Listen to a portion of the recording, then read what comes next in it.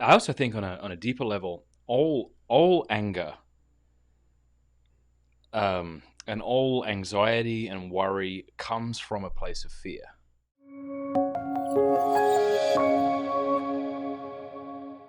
We don't fight.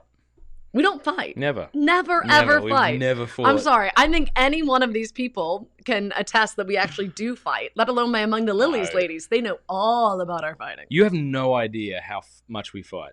We fight a lot. A lot. We don't have a single phlegmatic trait between the two of us, which is like the easy going. While we're in front of a camera, being like, "Oh my gosh, shut up!" But when we fight, it's tense and ugly and gross. The gloves come out. The gloves go on. What's that saying? Gloves. Take the gloves off. Hey, I got it. Yeah. What are some constructive things that couples can do? I think try to be humble. It's really, really hard. Don't tell the other person that they're overreacting because they get really emotional and upset when you say that they're being dramatic or emotional. Do that. Don't say you have no soul and why don't you react to anything, you emotionless swine. I would never say that. Yeah, don't say that because that makes the person feel really bad. I never said that, to be fair. No, I did say you can be emotionless, and that doesn't seem healthy. But I haven't called you a swine. You can be overly emotional.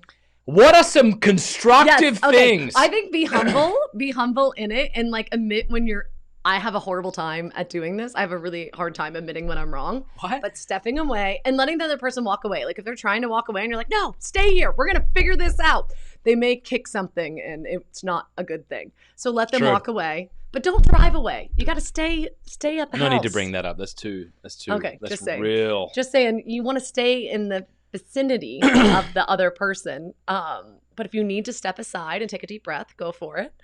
And then I think also look at the bigger picture. And like, it really doesn't matter who's right and who's wrong. Like what matters is that we love each other and choose to forgive each other and use words like that. Please forgive me.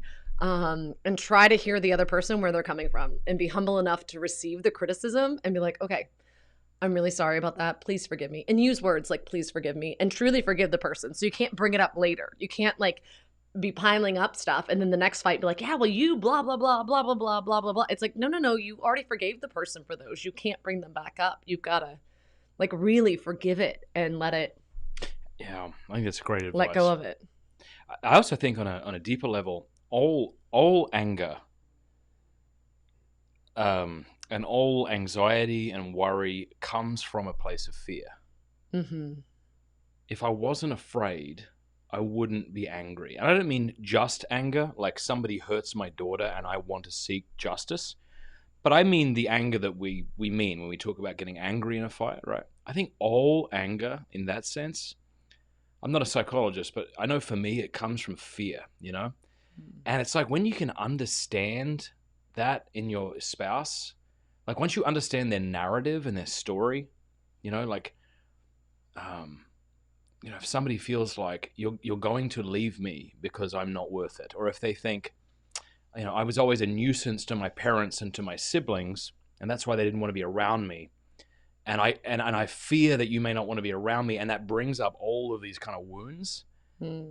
We feel out of control, and one of the reactions to that is anger, and it's a lot easier to have compassion on a child than it is a grown-up. Yeah. But very often those immature parts that surface come from those childhood selves.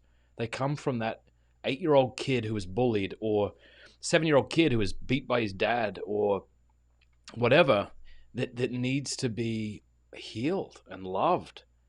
Don't you think? Yeah. But we don't see that at the time. We just see somebody trying to hurt us.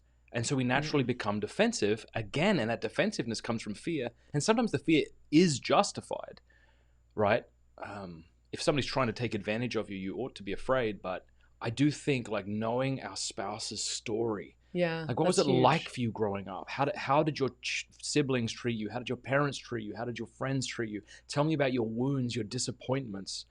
And when you can understand that, in the moment, it doesn't mean it's going to be good, but it's like, man, the humility of recognizing we are both broken people. Yeah. Yeah.